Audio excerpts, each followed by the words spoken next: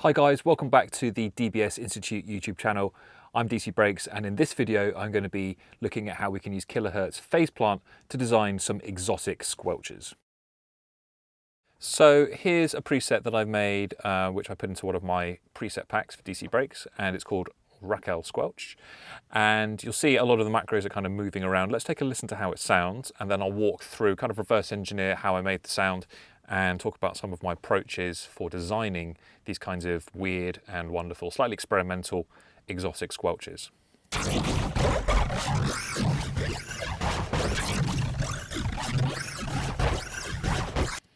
So as you can hear, it is quite weird, it's quite experimental, but it's quite cool, and it's a bit more interesting than perhaps your standard EDM kind of squelch. So what's going on here is that you'll see, first of all, these macros are all kind of moving around of their own accord, seemingly. If we hover over these, phase plant will show us where the modulation is coming from, and they're all coming from this random generator down here. So this is something I like to use a lot when I'm designing in phase plant. This is generating a random value. You can kind of customize how these random values are being generated using the jitter, smooth, chaos controls and the speed at which it's being kind of pumped out. And as you can see by hovering over these are all being sent to different amounts of macros, and then the macros themselves are controlling parameters in the processors or in the generators. And this creates a lot of interesting and unusual movement. I'm just going to turn all the processing off for a moment though, because this sound is really all about just these two generators here. Yes, this stuff makes it more interesting, and we'll go into what's happening there a bit later on. But in terms of the main fundamentals of the sound, the raw sound itself, it's really just about the modulation and what's happening with these two generators. There is a third one down here, but this is literally just a sub-layer, which is just a pure sine tone, and the level of that is being controlled by this macro here. So we can turn that off for now, and that's just if you want to kind of add a sub-layer to your squelch. So what we have here in group one is just a simple sine tone, an analog sine wave generator, and you can see it's moving around a little bit. If I use the mod wheel, I can turn off all this randomness, because this is controlling the output of the random here. So these, like sort of the amount of random, if you like, that's being sent is controlled by this modulation wheel. So let's just turn that off for a moment.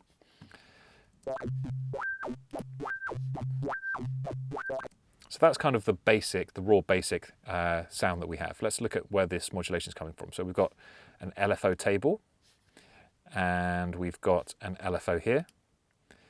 And this is controlling the sync. So the sync, when it's kind of completely at -1, we would just have a pure sine tone. I'll just get rid of those now.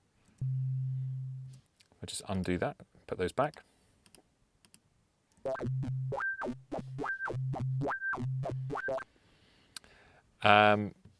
And the two modulations that we have, the first one here is an LFO table.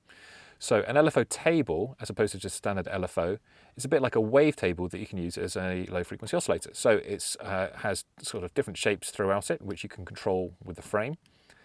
And then you can kind of sweep between these depending on how you set it up. So this is set up to just play through a little section of it and then stop. Whereas our other one over here is one that I've drawn in myself, and this is controlling all sorts of stuff, but also partly this sync amount here.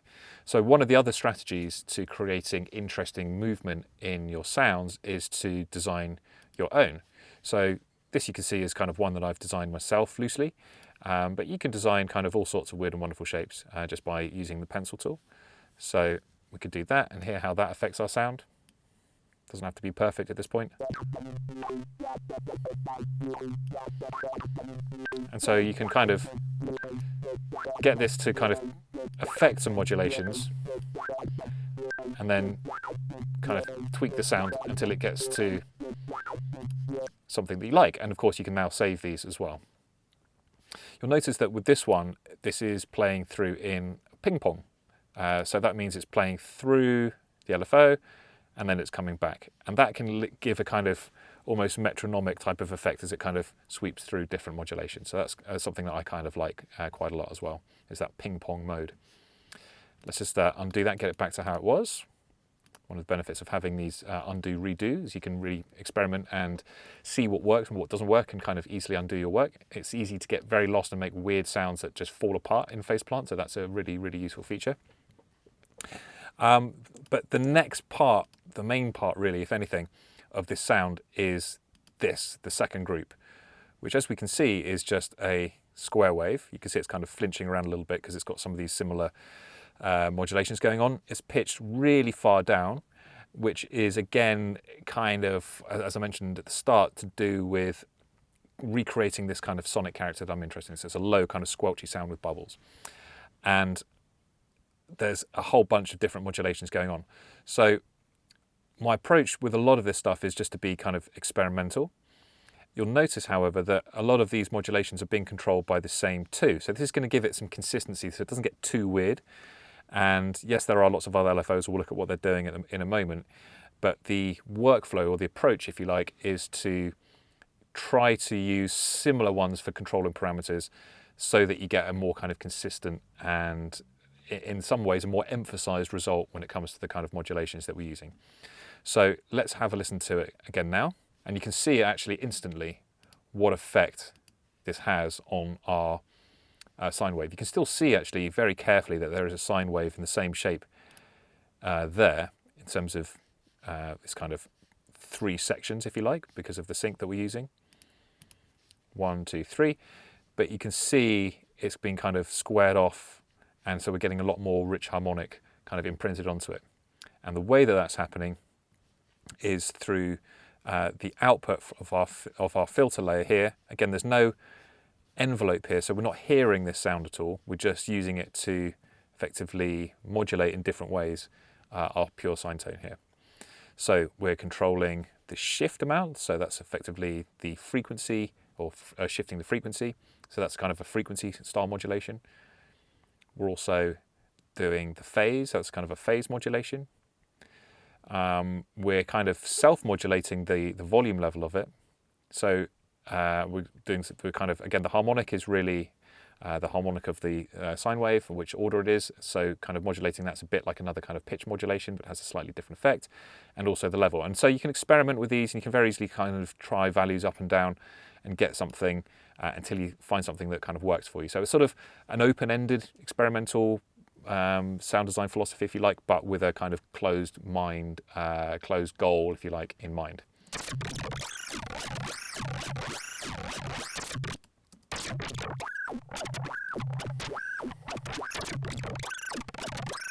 So trying different waves, different generators gives us different results. You can hear the effect that running this distortion has on it.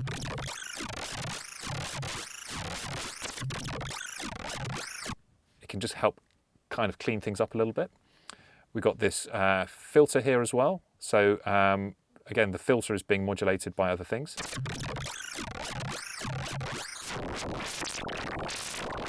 So down here, it makes our tone really weird and messy. But if we bring it up, you can see the impact that's having on our resulting wave. If we bring it all the way back up, we're just left with a little bit of extra harmonic coloration on our sine tone.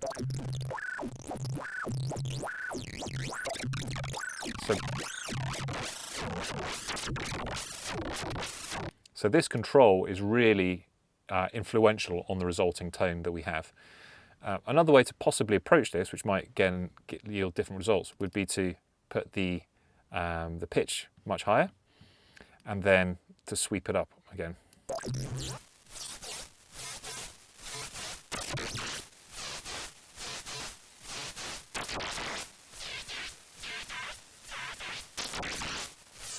And so we can experiment with different kind of combinations of pitching and filtering. It's a bit more similar to how we had it before. But I'm going to put it back to roughly how it was before. Really like that low frequency bubbliness that we get there. Okay, so let's move on then and look at some of the processing we've got on the go here.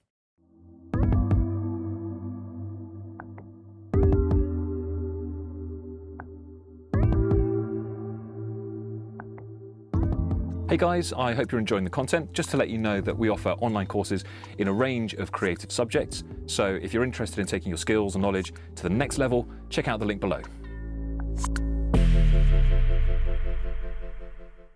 So first of all, in lane 1, we have this tape stop. So we'll see from the routing that our signal is going firstly into lane 1. That's the only output that we have.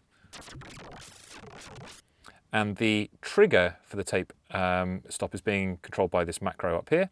And this is being modulated by, this control is also changing the mix, so the amount of the signal that's going through this tape stop. And also it is being controlled by an LFO down here. And this is changing the stop and start time. So this tape stop does a really kind of cool, as you'd imagine, speeding up and slowing down type of effect. And by modulating that, you can get some weird kind of pitch slurring type of effect. So let's listen to it with and without.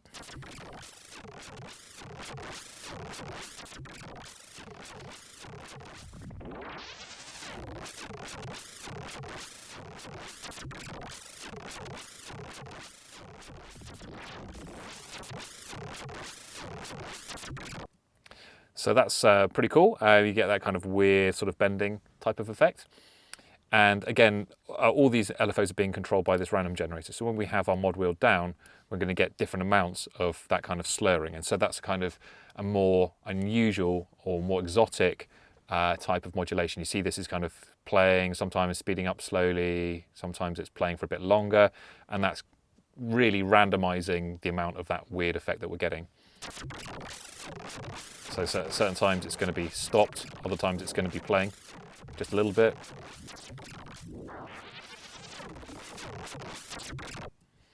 So part of the workflow when you're doing this is that you're going to create a lot of weird sounds, and so it's kind of controlling that into a way that becomes usable. But sometimes you just want to hit record and create these weird crazy noises and then find the bits that you want and use those in your tunes. Let's look at lane 2 next. Really, this is mainly about kind of taking that raw sound and just making it sound a lot nicer and a bit fuller and fatter and clearer. So let's hear it without.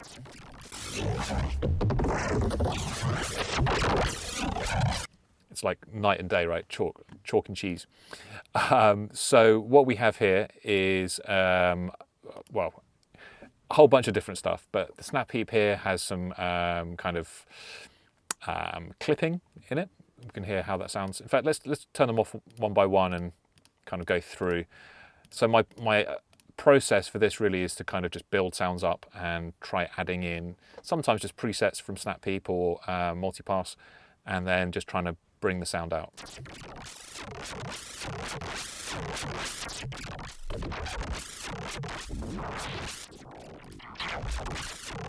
So that's just making things a bit more pronounced. We have this formant filter here. So this is doing quite a lot. We can see that the X and Y axis, which controls the filter's shape through all these different formant sounds, sort of ooh, ooh, ee, and those kind of things. And this is being controlled by different modulators. So we've got our wavetable over here is doing some stuff. We've got another LFO table over here. And again, just kind of experimenting with different shapes and different modulations. It's moving our formant filter around in sort of slightly weird and unusual ways through these formants.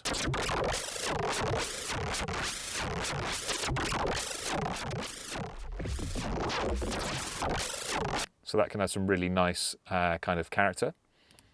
We have an EQ here, which is just, I must have just put in because I wanted to bring up the low end a little bit. Saturator, just a little bit of small amount of mix, fuzz and drive. And again, one of my processes for adding distortion is to use little bits of lots of different type of distortion.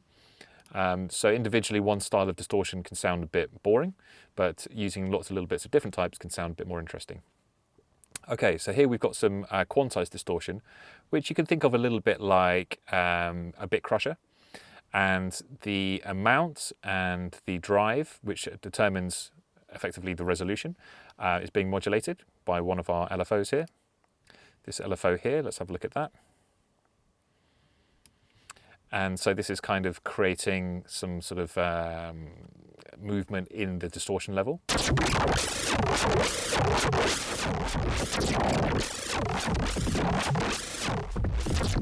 It also has a spread on it, which is all the way full, so it's kind of filling out the top end in the distortion, but also in a kind of rhythmic moving kind of way. Now we have this chorus. Again, similar kind of stuff, and probably my approach really was just to set this snap in up and then try experimentally modulating some of these different aspects and then controlling all of that with a macro.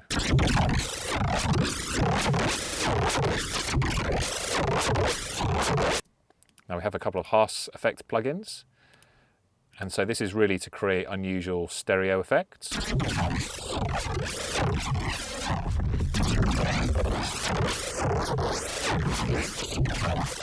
You can hear just how sort of stereo that makes this. And then finally a little bit of reverb just to soften things off at the end.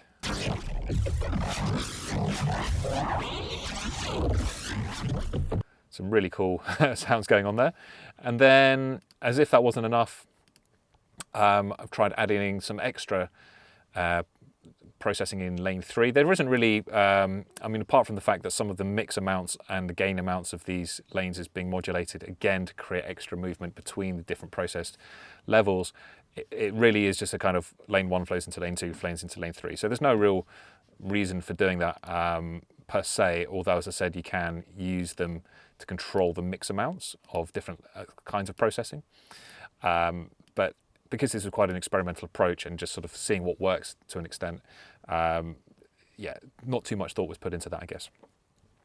So here we have a flanger. Let's just turn off the other two.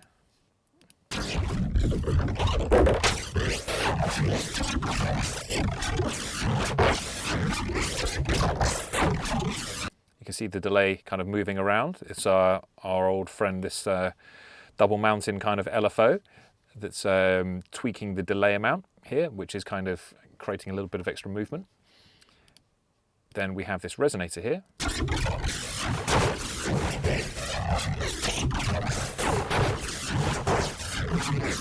It is a little bit hard to hear what some of this processing is doing when it's moving around so much. It's hard to pick out what's kind of doing what, but that is sort of adding almost a ringiness to the whole thing. It might be easier actually if we just focus on one thing at a time.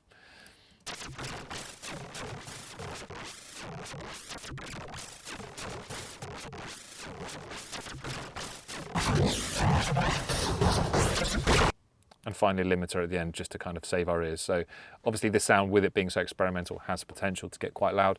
So running everything through a limiter just helps to keep it at a defined level.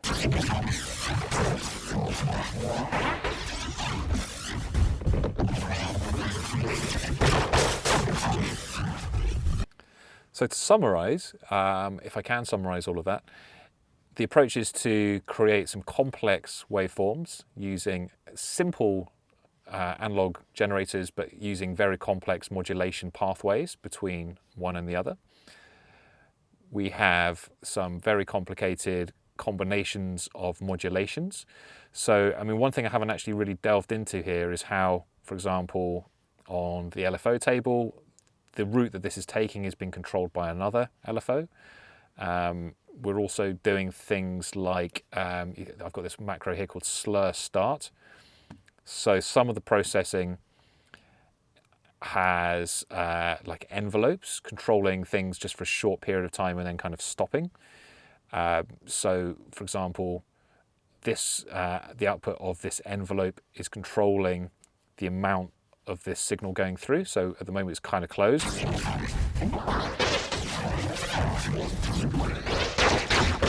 And because it's got a slow attack, that creates that slurring effect because the modulations that are being applied are kind of being brought in gradually.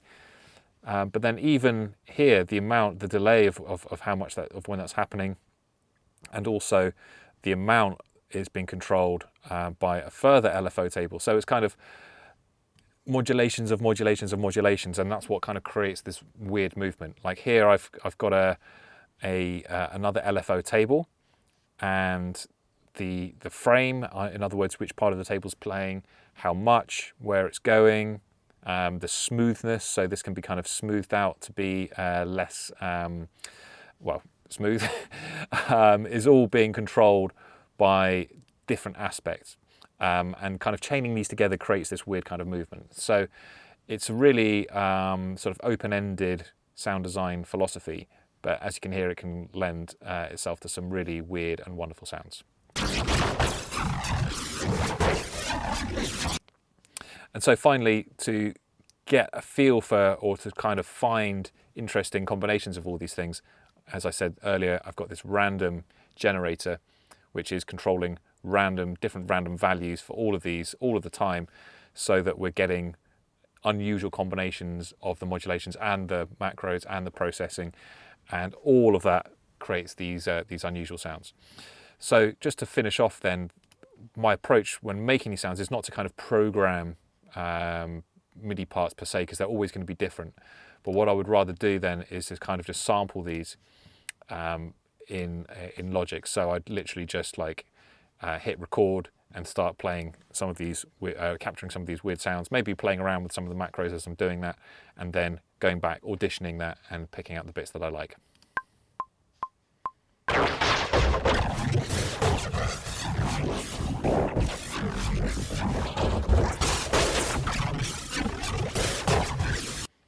So, for example, just within that little section there, you know, there were some really good bits, and some other not so good bits, and we can just kind of pick through the bits that we want and keep those and go on like that until we've got usable audio for our projects. So let me know what you think about these weird and wonderful sounds I've made there and this approach to sound design using Faceplant. And don't forget to subscribe to the DBS Institute YouTube channel to get more great videos like this, and I will see you in the next one.